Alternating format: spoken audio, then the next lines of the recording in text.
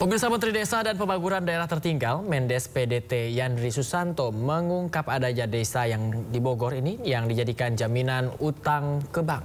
Desa tersebut adalah Desa Sukaharja dan Desa Sukamulya, Kecamatan Sukamakmur, Kabupaten Bogor, Jawa Barat.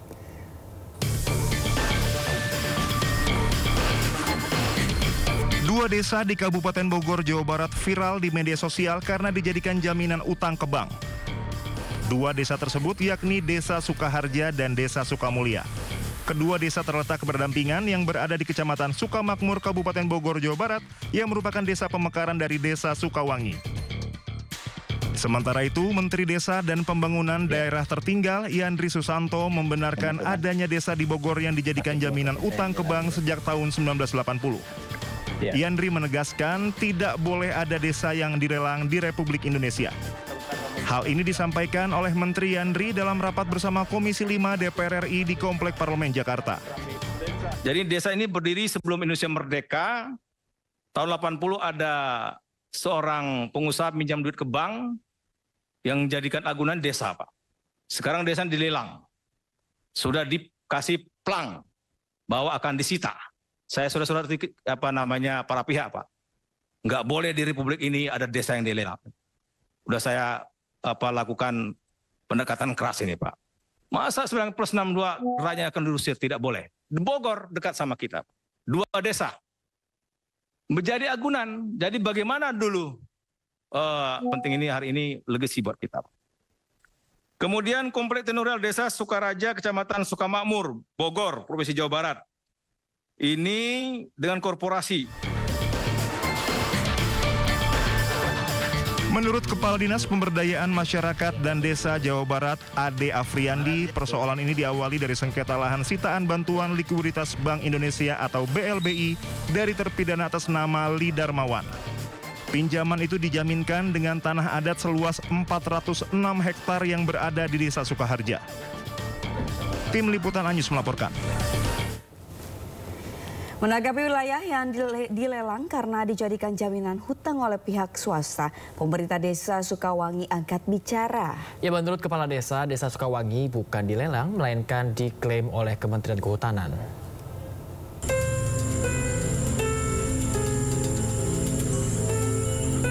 Polemik kasus tanah di Kecamatan Sukamakmur, Kabupaten Bogor, Jawa Barat memanas setelah Menteri Desa dan Pembangunan Tertinggal Yandri Susanto membuat pernyataan bahwa Desa Sukawangi yang berada di Kecamatan Sukamakmur, Kabupaten Bogor, Jawa Barat dilelang akibat dijadikan jaminan hutang oleh pihak bank. Pernyataan itu langsung disanggah oleh pemerintah Desa Sukawangi. Pihaknya menyebut bahwa tanah yang berada di Desa Sukawangi bukan diklaim oleh swasta, melainkan oleh pihak Kementerian Perhutanan RI. Kalau Desa Sukawangi itu diklaim oleh Kementerian Kehutanan bahwa tentang penetapan kawasan hutan, kelompok hutan Gunung Hambalang Barat dan kelompok hutan Hambalang Timur dengan luas 8.961,98 hektar, termasuk Desa Sukawangi ini. Desa Sukawangi ini diklaim sama SK tersebut itu satu desa berarti. Budianto menambahkan, di Kecamatan Sukamakmur sendiri memang ada dua desa yang dilelang oleh pihak swasta akibat dijadikan pinjaman hutang kepada pihak bank, namun desa tersebut berada di Desa Sukaharja dan Desa Sukamulya, yang saat ini sejumlah tanah milik warga dipasangi plang. Dari Kabupaten Bogor, Cahyat Supriyatna, iNews melaporkan. Dan Puspom TNI Majen TNI Yusri Murianto mengatakan prajurit TNI berinisial Letda AF telah berdamai dengan pengemudi ojek online di Kota Pontianak yang diduga dipukulinya. Ya, namun penyidikan tetap dilanjutkan. Dan Puspom membenarkan adanya insiden anggota TNI memukul seorang pengemudi ojol di Pontianak, Kalimantan Barat pekan lalu. Yusri menduga insiden terjadi karena prajurit dimaksud terbawa emosi di jalan raya.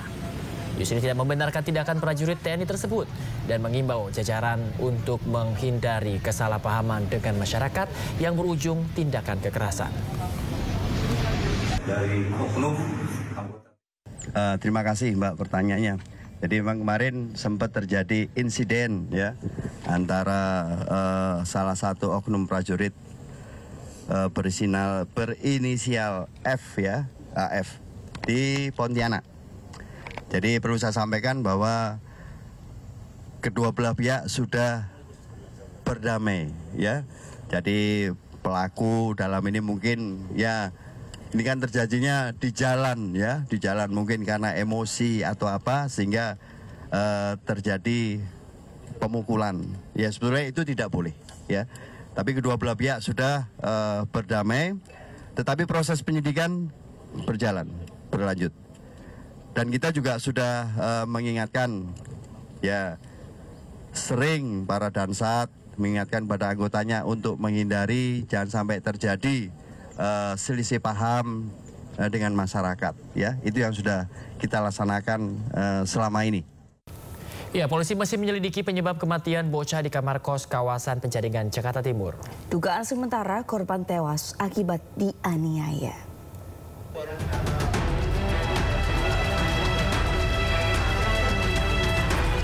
Suasana sepi nampak di rumah kos yang menjadi lokasi penemuan jenazah anak perempuan berusia 8 tahun di Jalan Arwana Raya, Penjaringan, Jakarta Utara.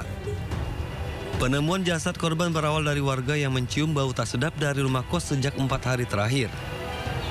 Diketahui korban tinggal bersama sang ibu, namun saat penemuan jasad sang ibu tidak berada di lokasi. Dugaan sementara korban tewas akibat dianiaya. Hingga kini polisi masih memeriksa 5 orang saksi dan menggali keterangan orang tua untuk mencari penyebab kematian korban. Kita masih melakukan pengambilan keterangan yang sifatnya lebih mendalam kepada orang tua karena ini kan memang ada hubungan antara anak yang ditemukan dalam kondisi mayat. Tentunya kondisi emosional dan lain-lain dari orang tua ini perlu kita pahami juga nuansa kebatinannya, sehingga kita harus pelan-pelan dan bertahap juga melakukan pengambilan keterangan. Sebelumnya, warga Jalan Arwana Raya, Kelurahan Penjagalan, Kecamatan Penjaringan, Jakarta Utara digegerkan dengan penemuan jasad bocah perempuan di sebuah kamar kos. Tim Liputan Ainis melaporkan.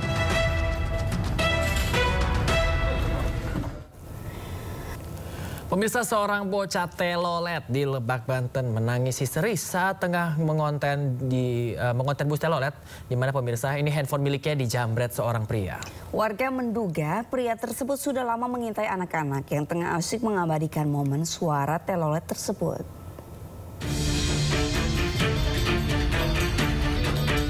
Asyik merekam bus dengan klakson telolet, seorang bocah menjadi korban jamret di Lebak, Banten. Peristiwa itu terjadi di Jalan R.A. Kartini, Kelurahan Muara Ciujung Timur, Kecamatan Rangkas Bitung. Korban dihampiri seorang pengendara sepeda motor saat sedang mengabadikan perjalanan sebuah bus.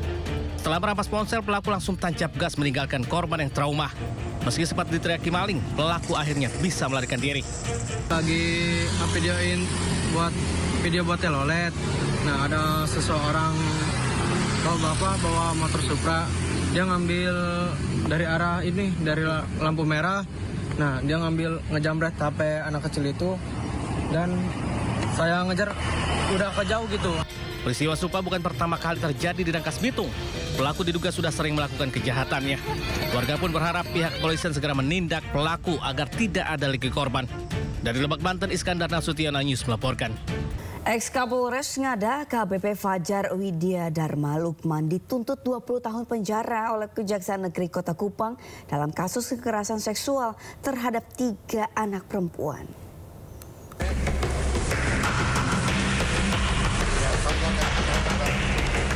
Dalam sidang yang berlangsung secara tertutup di Pengadilan Negeri Kelas 1 A Kupang, JPU menuntut ex-Kapolres Ngada dengan hukuman 20 tahun penjara dan denda sebesar 5 miliar.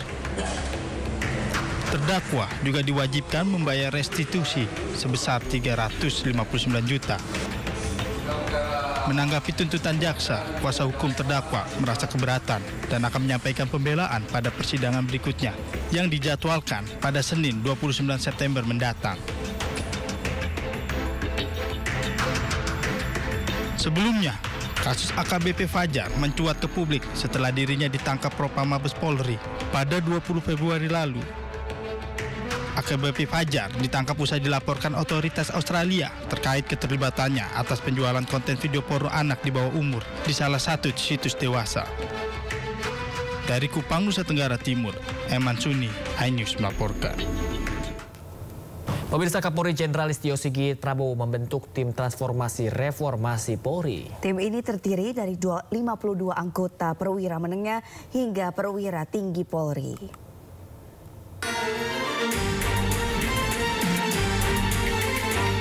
Kapolri Jenderal Listio Sigit Prabowo membentuk tim transformasi reformasi Polri lewat surat perintah atau Sprint Kapolri yang ditandatangani pada 17 September 2025.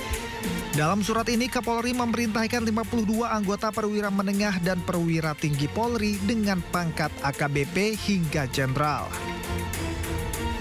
Kapolri juga memerintahkan jajarannya menyusun rencana kegiatan dan kebutuhan anggaran yang dibutuhkan pada bidang masing-masing. Kapolri berharap tim ini bisa mengakselerasi perbaikan Polri sesuai harapan masyarakat. Sebelumnya Menko Kumham IMIPAS Yusril Iza Mahendra menyatakan Presiden Prabowo Subianto sudah menyiapkan Kepres terkait pembentukan Komisi Reformasi Polri. Kalau itu memang sudah disiapkan Kepresnya dan mungkin akan segera dilantik ya sehari 2 hari ini, dan kita lihatlah dalam Kepresnya nanti berapa lama dia diberikan tugas untuk menyelesaikan rumusan-rumusan tentang reformasi yang harus disampaikan kepada Pak Presiden itu. Selain itu, Presiden Prabowo juga melantik penasihat khusus bidang keamanan dan ketertiban masyarakat serta reformasi kepolisian Ahmad Doviri pada 17 September lalu. Ketua Penasihat Ahli Kapolri, Komisaris Jenderal Polisi Purnawirawan Ito Sumardi menyatakan bahwa Polri sudah melakukan reformasi jauh sebelumnya. Ya, Ito juga menegaskan jika ingin mereformasi Polri harus dari dalam tubuh institusi Polri sendiri, bukan dari pihak lain yang tidak mengetahui institusi Polri. Kalau dikatakan polisi harus direformasi, kita sudah melakukan reformasi. Sekarang yang paling penting adalah bagaimana mentransformasikan mentransformasi secara dalam norma-norma yang sudah disusun di dalam reformasi birokrasi kita itu dilaksanakan secara konsekuen. Kalau tidak, maka terapkanlah sanksi yang tegas kepada anggota yang ini. Nah, kembali lagi ya Mas Lukman ya, anggota polisi ini kan sama dengan masyarakat, sama susahnya. Mereka juga kondisinya mereka juga tidak lebih baik dari masyarakat yang mendemo. Tapi karena sumpah jabatan mereka untuk melindungi, mengayomi kepada masyarakat ya demi tugasnya sebagai anggota polisi, mereka harus melakukan sesuatu yang pasti di dalam kegiatan tersebut mungkin ada hal-hal yang dianggap secara sepihak ya melanggar HAM. Nah, adakah daripada pemerhati HAM itu juga melihat ke rumah sakit polisi anggota kita yang luka bakarnya sampai lebih dari 30%. Ada anggota kita yang kepalanya bocor, robek semuanya. Saya nggak lihat itu dari pemerhati HAM ke sana. Yang dilihat hanya masyarakat saja. Ini kan nggak ada. Polisi memang bukan manusia kan. Polisi kan manusia, bukan robot. Kalau robot mungkin oke lah. Nah ini ibaratnya mobil. Mobil ini rusak. Ya ada satu mobil atau rusak atau mungkin ada satu yang nggak benar ya jalannya. Masa yang benerin bukan montir, tidak punya latar belakang montir. Gimana nanti bentuknya mobil itu kalau yang disuruh benerin orang yang nggak ngerti tentang mobil itu. Ibaratnya sekarang kalau memang mau ada reformasi, ayo mari bersama-sama dengan Polri. Jadi tidak bisa namanya orang yang tidak paham tentang Polri, tidak pernah jadi anggota Polri, tidak tahu sejarahnya Polri, kemudian melakukan reformasi. Yang ini tentunya harus menjadi satu perhatian. Dan kita berharap Pak Jenderal Doviri itu sebagai penghubung antara Polri dengan Bapak Presiden bisa menyampaikan ini. Tapi kita sudah punya konsep, Mas. Kita maraton dari kelompok atau dari kelompok kerja untuk reformasi Polri. Reformasi ya, dan reformasi ini diketuai oleh Komjen Krisnanda, dan saat ini kita sudah membuat crash program, kita membuat yang akan kita serahkan kepada Bapak Prabowo sehingga yang membenahi tahu dalam badan kita sendiri